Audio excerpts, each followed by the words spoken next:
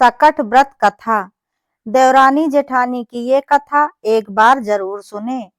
जय श्री कृष्णा दोस्तों, देवरानी जेठानी और सकट माता की ये कहानी एक बार पूरी जरूर सुने।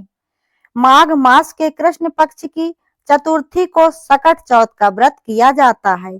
ये व्रत भगवान गणेश जी को समर्पित होता है। इसमें माताएं अपनी संतान के लिए व्रत रखती हैं। इस साल ये व्रत 17 जनवरी 2025 को रखा जाएगा। इस व्रत में सभी माताएं निर्जला व्रत करती हैं और शाम को चंद्रमा को देखकर अपना व्रत खोलती हैं। इस व्रत में चंद्रमा की पूजा का भी विशेष महत्व बताया गया है। इस व्रत में गणपति को तिल से बने तिलकुट का भोग लगाया जाता है, इसलिए इस व्रत को तिलकुटा चौथ भी कहते हैं। इस व्रत में पढ़ी जाने वाली सकट माता और गणेश जी से जुड़ी ये कथा एक बार पूरी जरूर सुने, क्योंकि किसी भी व्रत में कथा को पढ़ने व सुनने से ही व्रत संपूर्ण माना जाता है और व्रत का पूरा फल प्राप्त होता है। जब तक कथा का श्रवण या पाठ न किया जाए तब तक व्रत का पूरा फल नहीं होता है और व्रत अधूरा माना जाता है। इसलिए किसी भी व्रत में कथा का पाठ अवश्य ही करना चाहिए। सकट व्रत की कथा। लेकिन वीडियो में आगे बढ़ने से पहले दोस्तों, अगर आप लोगों को ये वीडियो पसंद आती है तो वीडियो को लाइक, शेयर, कमेंट जरूर करें और ऐसी ही ज्ञानवर्धक और धार्मिक जानकारियों एवं कथा कहानियों के लिए चैनल को सब्सक्राइब करें। एक शहर में देवरानी जेठानी रहती थी। देवरानी बहुत ही गरीब थी। बड़ी मुश्किल से उसके घर का गुजारा चलता था। वहीं जेठानी अमीर थी, परंतु इस सब के बाद भी देवरानी हमेशा से ही गणेश जी भगवान का पूजन और व्रत किया करती थी।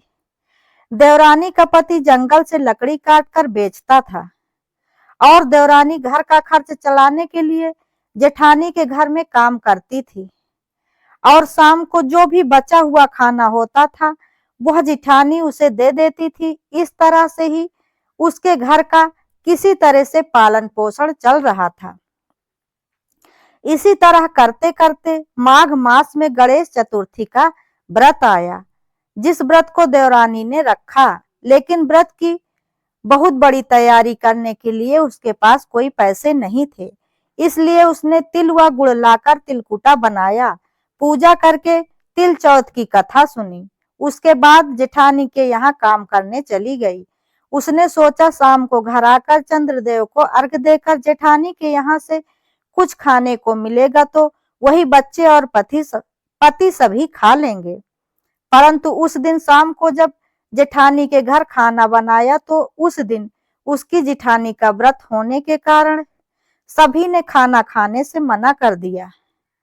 सबने कहा कि जब जेठानी व्रत खोलेगी तब हम लोग भी साथ में ही खाना खाएंगे। तब देवरानी ने जेठानी से बोला, आप मुझे थोड़ा सा खाना दे दो जिससे मैं घर जाऊं, क्योंकि घर पर बच्चे और पति भूखे बैठे हैं। इस पर जेठानी ने कहा, आज तो हमारे घर में किसी ने भी अभी तक खाना नहीं खाया है, तो मैं तुम्हें खाना कैसे दे दूं? ऐसा करो कि तुम आज रात का बचा हुआ खाना कल सवेरे ही ले जाना। ऐसे में देवरानी बहुत दुखी और भूखी ही अपने घर चली आई। घर पर देवरानी के बच्चे व पति भूखे थे।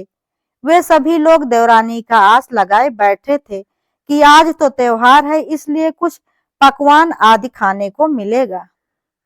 लेकिन जब बच्चों को पता चला कि आज तो रोटी भी नहीं मिलेगी तो बच्चे रोने लगे। उसका पति भी बहुत क्रोधित हो गया और कहने लगा कि दिन भर काम करने के बाद भी वह 2 रोटियां नहीं ला पाती है।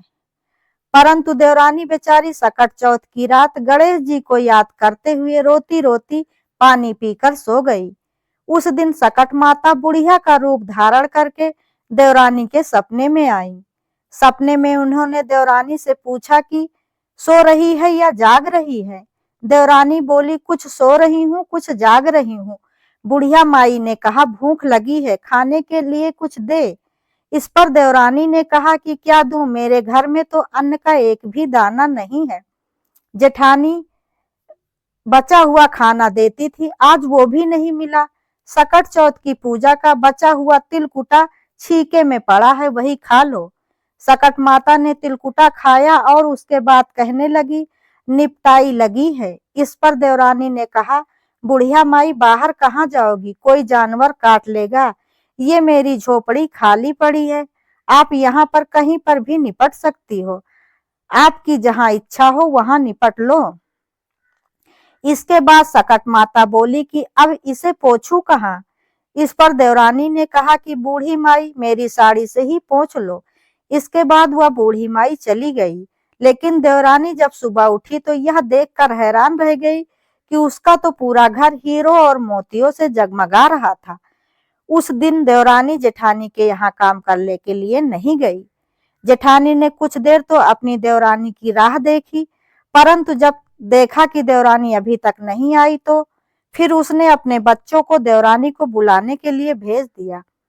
जेठानी ने सोचा कि कल रात को बचा हुआ खाना नहीं दिया था, इसलिए शायद देवरानी बुरा मान गई होगी। बच्चे बुलाने गए तो देवरानी ने कहा, बेटा बहुत दिन तुम्हारी माँ के यहाँ काम कर लिया, अब नहीं करूंगी, जाओ बोल दो अपनी माँ को। बच्चों ने घर जाकर माँ से कहा कि चाची का पूरा घर हीरो और मोतियों से जगमगा रहा है, अब उन्होंने आपके घर में काम करने से मना कर दिया है। इतना सुनकर जेठानी तुरंत दौड़कर देवरानी के पास आई और पूछा कि ये सब कैसे हुआ। देवरानी ने उसके साथ जो हुआ था वह सब कुछ सच सच बता दिया। उसने भी वैसा ही करने की सोची। उसने भी सकट चौथ के तिलकुटा बनाया। इसके बाद रात को सकट माता उसके भी सपने में आई और बोली, भूख लगी है, कुछ खाने को दे। जेठानी ने कहा, आपके लिए छीके में तिलकुटा रखा है, फल और मेवे भी रखे हैं, जो चाहे खा लो। उसके बाद बूढ़ी माई कहने लगी, निपटाई लगी है। तब जेठानी बोली, मेरे इस महल में कहीं भी निपट लो। फिर बूढ़ी माई बोली कि अब पोंछू कहाँ। जेठानी बोली, कहीं भी पोंछ लो। परंतु ये क्या, सुबह जब जेठानी उठी तो पूरे घर में बदबू और गंदगी के अलावा कुछ भी नहीं था। ऐसा इसलिए हुआ कि देवरानी ने जो कुछ भी किया वह निस्वार्थ भाव से बिना किसी फल की चिंता हुए किया, परंतु उसकी जेठानी ने जो कुछ भी किया स्वार्थ के भाव से किया, इसलिए उसके साथ ये सब हुआ।